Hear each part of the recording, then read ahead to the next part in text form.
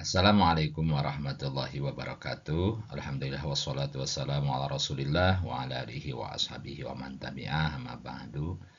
Perkenalkan, nama saya Syed Rahmat, mahasiswa dari Universitas Islam Negeri Cyber Syekh Nurjati Cirebon dari kelas B24. Pada kesempatan kali ini saya akan menyampaikan presentasi tentang penelitian tindakan kelas dengan judul model tahfiz murotal berbasis audio repetition untuk meningkatkan hafalan 5 surat pendek kelas siswa kelas 2 SD. Presentasi ini saya persembahkan untuk memenuhi tugas mata kuliah Classroom Action Research atau penelitian tindakan kelas yang diampu oleh Ibu Yanti Fitriyanti, SOSI MPD. Mari kita mulai, teman-teman. Yang pertama, latar belakang masalah. Kenapa PTK ini saya buat? Yang pertama, banyak siswa kelas 2 SD belum lancar menghafal 5 surat pendek. Misalnya Nas, Al-Falaq, Al-Ikhlas, Al-Hab, dan Al-Qadar, baik dari segi urutan ayat, makhraj, maupun tajwid. Yang kedua, pembelajaran hafalan biasanya masih bersifat konvensional, yaitu cara klasik ya, yaitu dengan cara guru mencontohkan siswa, kemudian siswa menirukan sekali, 2 kali, atau bahkan lebih dari 2 kali, sehingga kurang menarik ya. Cepat lupa dan belum memanfaatkan media audio yang dekat dengan dunia anak. Padahal pada saat ini anak-anak sudah sangat dekat dengan yang namanya media audio ya. Jadi kenapa tidak menggunakan itu? Yang ketiga, model tahfiz dengan murotal berbasis audio repetition atau pengulangan bacaan murotal melalui rekaman memang terbukti dalam berbagai penelitian dapat membantu meningkatkan hafalan karena memberi stimulus pendengaran berulang, ritme yang benar, dan dapat diputar kapan saja. Selanjutnya, rumusan masalahnya. Bagaimana kemampuan hafalan 5 surat pendek siswa di kelas 2 SD sebelum diterapkan model tahfiz murotal berbasis audio? Kemudian bagaimana pelaksanaan pembelajaran tahfiz murotal berbasis audio repetition pada hafalan 5 surat pendek siswa kelas 2 SD? Dan bagaimana peningkatan hafalan 5 surat pendek siswa kelas 2 SD setelah diterapkan model tahfiz murotal berbasis audio repetition melalui beberapa siklus PTK? Ya, kita akan mungkin laksanakan atau kita akan bahas tentang 2 siklus PTK di sini ya. Selanjutnya, tujuan penelitian. Pertama, mendeskripsikan kemampuan awal hafalan 5 surat pendek siswa kelas 2 SD sebelum dilakukan PTK ya. Kemudian mendeskripsikan langkah pelaksanaan model tahfiz murotal berbasis audio repetition pada pembelajaran hafalan. Yang ketiga, mengetahui peningkatan kualitas dan kuantitas hafalan 5 surat pendek siswa kelas 2 SD setelah diadakan tindakan. Selanjutnya, tindakannya bagaimana? Nah, pertama, menerapkan model tahfiz murotal berbasis audio repetition. Jadi siswa mendengarkan audio murotal surat yang ditargetkan berulang-ulang di kelas atau di rumah, kemudian menirukan secara klasikal dibentuk kelompok kecil dan individu dengan bimbingan guru. Nah, dan juga tindakan yang kedua adalah menggunakan perangkat sederhana seperti speaker, handphone, file audio murotal anak, lembar monitoring hafalan, dan penilaian lisan per ayat. Selanjutnya, mengapa model audio repetition ini jadi pilihan pada PTK kali ini? Nah, alasannya adalah media audio terbukti efektif meningkatkan hafalan bacaan ibadah dan surat pendek karena melatih maharoh istima dan kalam secara simultan.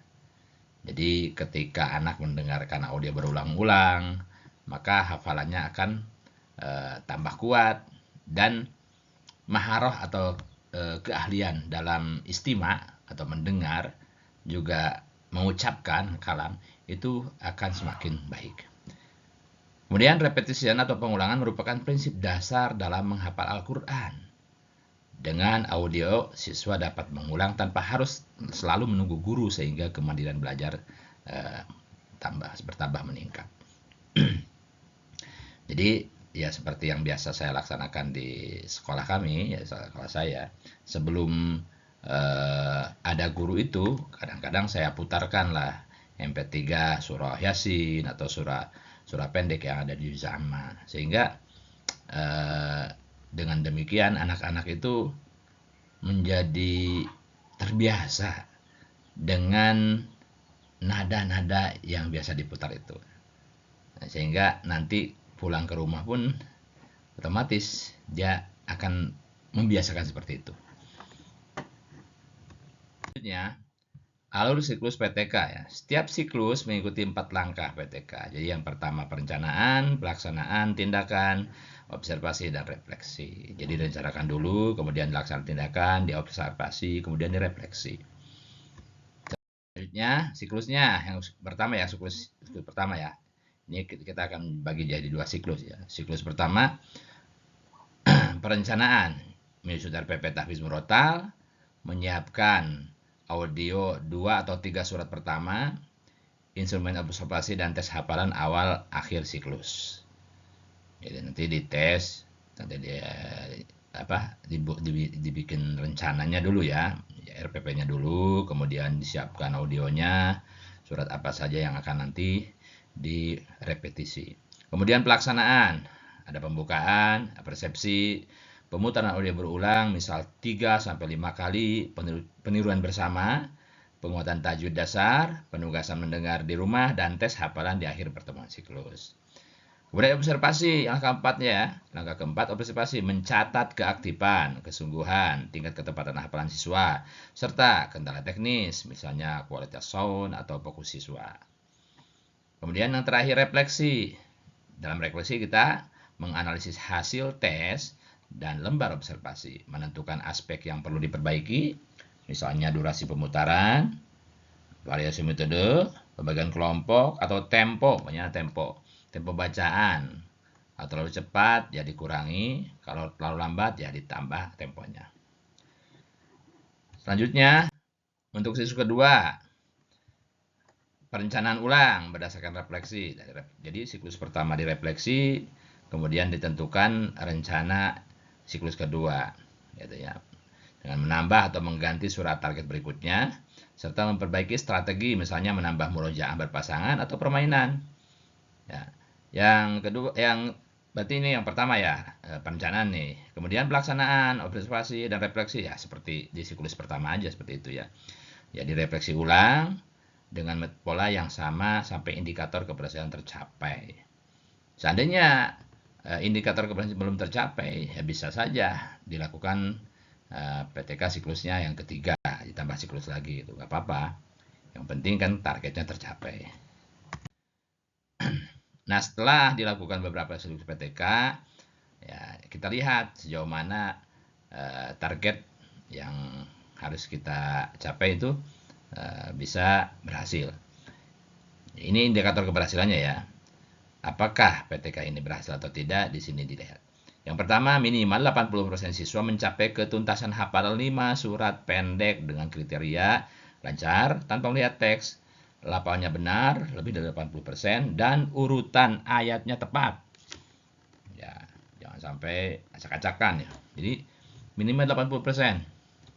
Kalau dari siswa umpamanya 100 siswa ya 80 orang minimal mencapai ketuntasan hafalan surat, benar-benar hafal, tajwidnya bagus, lafalnya benar, dan urutan ayatnya tepat. Kemudian yang kedua indikatornya adalah terjadi peningkatan skor rata-rata tes hafalan per siswa dari pratindakan ke siklus ke-1 dan dari siklus 1 ke siklus kedua sesuai kriteria PTK yang lazim. Jadi itu ya.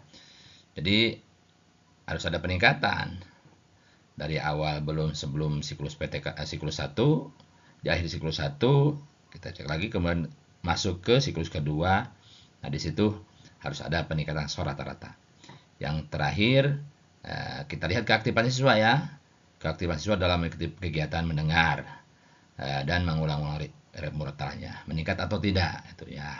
Misalnya targetnya harus mencapai 80%. Siswa yang tadinya kurang aktif menjadi aktif. Nah, itu.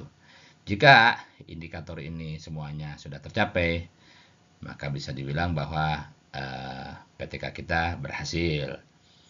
Dan mungkin dengan 2 atau 3 siklus, tergantung itu ya.